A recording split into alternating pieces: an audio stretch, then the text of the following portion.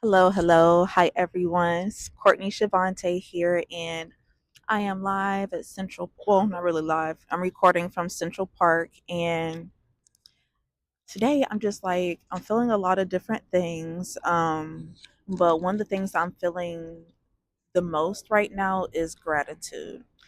And the reason I'm feeling it is because this past week, this is like my second month in New York. We're moving on to month two, me coming from the South and moving to New York.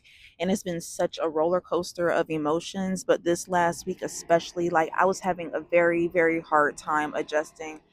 I was very homesick. I was very much missing my friends and family because I don't currently have any here yet in New York.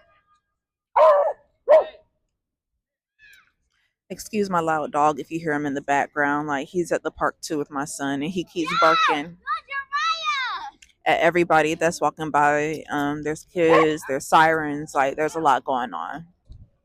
Anyway, so with this being my second month here, it's just been like a lot of adjusting and like getting used to like a different culture and stuff.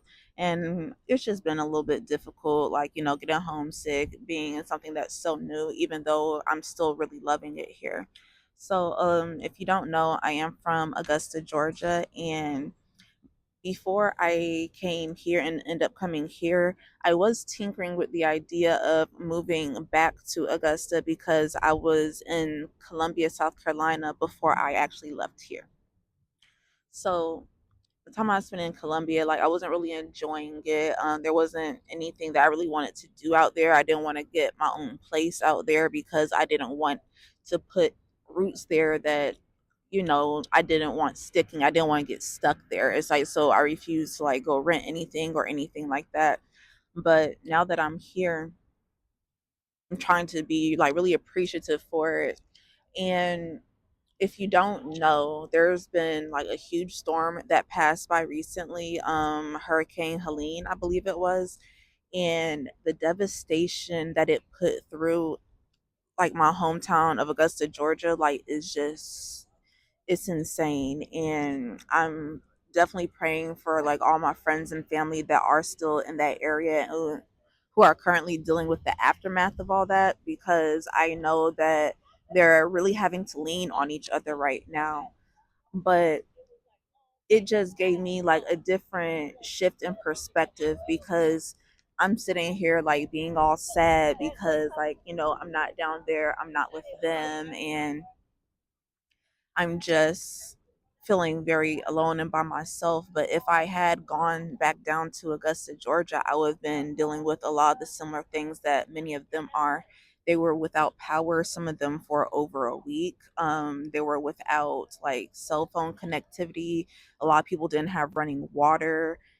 It was just like, it's just a mess. It's like, it's kind of what natural disasters do. They come in and cause a disaster. And Augusta has never seen a storm like that. I have been there, like, off and on my entire life, and never have I ever just seen anything like trees that are like over 100 years old, like just blown down and knocked down like from the root. Like the trees are like breaking and the roots are like pulling up from the ground. Some of the winds were reaching over 100 miles per hour, and they didn't have a lot of the things in place to deal with that. The infrastructure and the land isn't prepared for that type of weather. Like they just weren't ready at all. It's like, so what it did was just really horrible.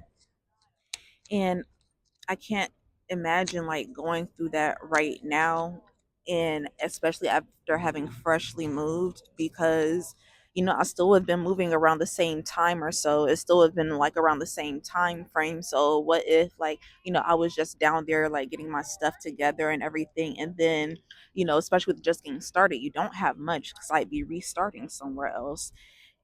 And it just came and took the little that I did have and the money that I did just put into like what I was able to get. And that's so heartbreaking. And I'm just very thankful in this moment to be able to see that side of things, because at first I wasn't, I started doubting myself and wondering if I was even making the right decision. And I'm glad I'm just not in a place where I'm doubting myself so much either, because now it's like it forced me to be even more confident in the steps I'm making and the reasons why, even when things don't make sense in the moment. It's like sometimes it doesn't make sense in the moment and you just can't wrap your head around why things are happening and why you feel a certain way. And like, if you're making the right decisions, as long as you're moving forward and doing things that are like in alignment with your goals and what you feel aligned with, there's no way that you can really lose out here. There's nothing that you're going to go through that isn't going to prepare you for the next step. And I'm just trying to continue reminding myself of that every single day. You know, it's just always battling like your emotions and your inner thoughts and those little voices telling you that you're not good enough. Just trying to make sure my mic was still on. It's like, those little voices that are telling you that you're not good enough and that you should be doing better, or that, oh, if you didn't do that, then maybe things would be doing this. It's like, but I'm really coming to terms with the fact that absolutely nothing happens by coincidence. Everything is very divine and intertwined in a way that we cannot even really fathom for real. And I'm just learning to rest more into that and to really go with the flow a little bit better. And is bringing me a lot of peace. And I guess I just really wanted to get on here and say and talk about that and just talk about what I'm feeling more and discuss it more openly, and kind of like journaling, but just like rambling, if you will. And yeah, I think I'm just going to do like more stuff like this, just coming out here and talking about the different things I'm experiencing, the different things I'm feeling, and just like a more raw look into it. It's like I don't want to do any over editing and try and make things look perfect. I don't want to do like these little blogs and set the camera up while I'm walking away and coming back. And it's like, it's too much. It's too much. It's like, but I can sit here and I can do this. I can like make sure my mic is fully charged and just come out here and speak my truth and talk through my truth and maybe even connect to someone else who is feeling the same. So that's really it. That's all I got to say. It's really short, sweet, and to the point, I hope. And if you have any questions, comments, or anything like that about, moving to New York and the process, or anything else you want to hear me talk about with that process, feel free to comment and let me know. And until next time, bye guys.